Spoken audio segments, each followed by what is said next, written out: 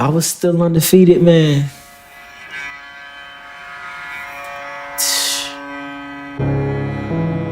I don't know where I would be.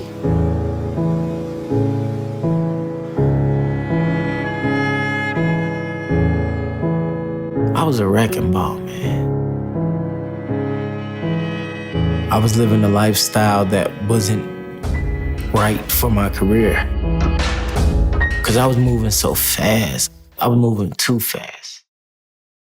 A tragic figure in boxing.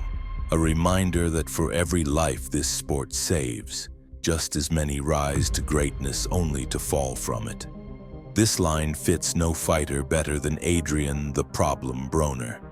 Once hailed as the heir to Floyd Mayweather, flashy, fast, undefeated, and unapologetically arrogant, Broner looked poised to take over the sport. But in one brutal December night in 2013, everything changed. His opponent? A hard-nosed Argentinian power puncher who refused to be anyone's stepping stone. Marcos Maidana. This is the story of Broner versus Maidana. The build-up, the chaos, and the aftermath of one of the most talked-about fights of the 2010s.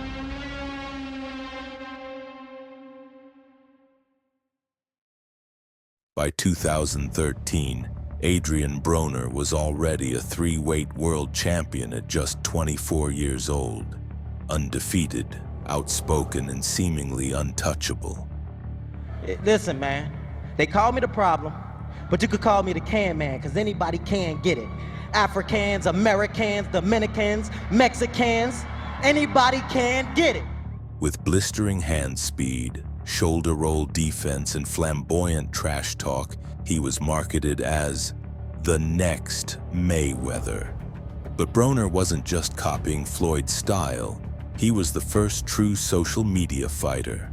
His Instagram antics, raunchy videos, and raw behind-the-scenes moments made him both loved and hated, often in the same breath. Broner jumped up 2 weight classes in under a year, from lightweight to welterweight, and challenged another legendary trash-talking fighter. Malignaggi. It's many expected the build was entertaining. I've been doing this my whole career. You know what I mean? There's nothing marketable about Adrien Broner. There's nothing marketable about him. He's not creative. He's not intelligent. He don't give you a quote. He comes up here and says, "What is he gonna say next?" That's because it's so corny. That's what we're gonna say next. And then he mixes in the Floyd stutter that Floyd has. He tries to imitate Floyd with whatever he's saying. And then I really don't know what he's saying. Does anybody else have that problem? Because I don't know what this guy's saying half the time. You know, so hopefully after I beat his ass, I can beat some personality into him so he gets his own personality, gets his own character. And then we'll meet the real Adrien Broner. That's all I got to say. A lot of what was said had to be removed as it would violate YouTube's community guidelines. Malignaggi came out fast and aggressive, throwing a high volume of punches and frequently using his jab. Putting together the combination. Then toward the end, Malignaggi had some good moments setting up. By the middle rounds, Broner had adjusted, finding his rhythm and landing well-timed lead right hands and counter left hooks. The fight was marked by constant trash talk from both men, adding to the intensity. While Broner was more selective with his punches, his accuracy stood out. The decision was a narrow, split decision for Broner, claiming the WBA title. But many felt his performance against Malignaggi was lackluster. Despite that, Broner saw himself as untouchable. He couldn't hit me. He couldn't hit me. He was shadow boxing. I beat Polly. I left with his belt and his girl. It was comedy, bravado, and boxing all mixed into one. Take my side piece! Don't brag about taking my side piece, though! That's my side. But what Broner didn't know was that a little less than 6 months away on December 14th, 2013, his career would be altered by a man who would use any disrespect into fuel and deliver a beating so decisive it would change him. Marcos Maidana was no stranger to the spotlight by this point. Known for his heavy hands and relentless pressure, Maidana had already gone to war with Amir Khan and Victor Ortiz. Counter right, and then Ortiz drops Maidana. Ortiz gets dropped from a big right hand. Right hand drops Maidana. said it looks like this man, he just said, he quit. What a fight. We just saw a moment in a fighter's career that could... Most counted him out in those fights. Most were wrong. But Maidana was also evolving. Under the guidance of Robert Garcia, his crude brawling was being sharpened. He still swung for the fences, but with better balance, angles, and patience. After knocking out Josecito Lopez earlier that year, Maidana was looking for a signature win. Broner, with his arrogance and antics, gave him just that opportunity. The trash talk was vintage Broner. Press conferences saw him mocking Maidana. I don't know if he faking like he don't understand English, but after I came up December 14th. Where there was a camera, AB found a way to trash Maidana. Come on. We about to spar right here. Tell Madonna we about to spar right now. Easy work. We was to fight tomorrow. I just hope Madonna's healthy, 100% in shape on his A game. December 14th, I'm gonna beat his ass though. I'm gonna beat his ass for sure. I don't go for knockouts, but I really feel like I'm gonna knock this guy. I'm gonna be his first stoppage, man. I'm gonna stop this guy. The weigh-in was just as intense as expected, with Broner keeping up his trash talk and continuing to belittle Maidana. Broner came in at 144 pounds, while Maidana weighed 146.5.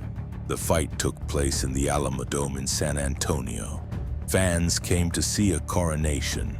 What they got was a funeral, not literal but symbolic. Right from the opening bell, Maidana pressed forward like a man possessed, looking to hurt Broner early. Staying composed and focused along the ropes, running the clinch. Dreams of output followed by powerful finishes. Maidana throwing off. In true Broner fashion, the antics didn't stop at the weigh-in. During the very first round, he took things to another level by humping Maidana from behind.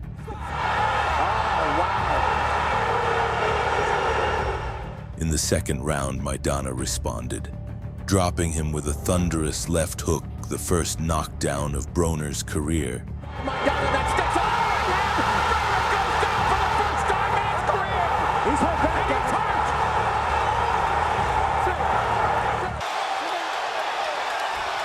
And Maidana all over Broner again. Another right hand by Maidana. Broner looking to hold on as he backs away. Broner did what he could to stay in the fight.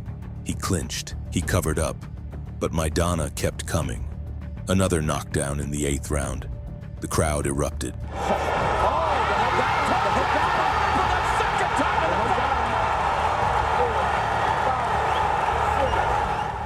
Then came the infamous moment. In the clinch, Maidana appeared to headbutt Broner, who collapsed theatrically, milking the moment like a soccer flop. Broner locking up Maidana. Maidana can't get his head away. And yeah, that's absolutely intentional. Look at how his arms are locked up, though. I mean, Yeah. you got it. They're going to be intentional. Oh, nice. Good combination there by Maidana. Oh, left hook. Maidana staggers Broner again. Chopping right hand. A left hook to the body. Left hook upstairs. Broner trying to hold on. Eats another right and a left. He's still trying to throw punches. Broner, very impressive in the fact that he's been knocked down twice. Felt a lot of power. Yeah, he's... In the final round, Broner tried to make a comeback, hurting Maidana, but it was too late. He's having a very good 12th round at first. And a left hand by Maidana. Battle of attrition. We are headed to the judges 2013. Broner lost via unanimous decision, the first defeat of his career. In what was a very entertaining fight, Broner showed his grit in the fight, rarely taking a back step and continuing to fight. Broner was gracious in defeat, accepting the loss and giving Maidana his well-earned flowers. How are you, both physically and emotionally? I'm okay. You know, it happens to the best of them, and I want to congratulate Team Maidana. Maidana, he did a hell of a job. You know, he fought a hell of a fight, and he was the better man for tonight. Broner would return to the ring months later, still talking the talk, but insiders noticed he wasn't the same, despite being a 4-weight world champion, a feat that should land him among elite company. Broner's career became one of inconsistency, distractions, and unmet potential. He would later lose a physical fight to Sean Porter, a boxing clinic to Mikey Garcia, and a high-profile decision to Manny Pacquiao in 2019. In all of those fights, the spark never fully came back. Broner's issue wasn't his skill. It was his discipline, focus, and mindset. He partied too much, trained too little, and often treated boxing like a hobby rather than a craft.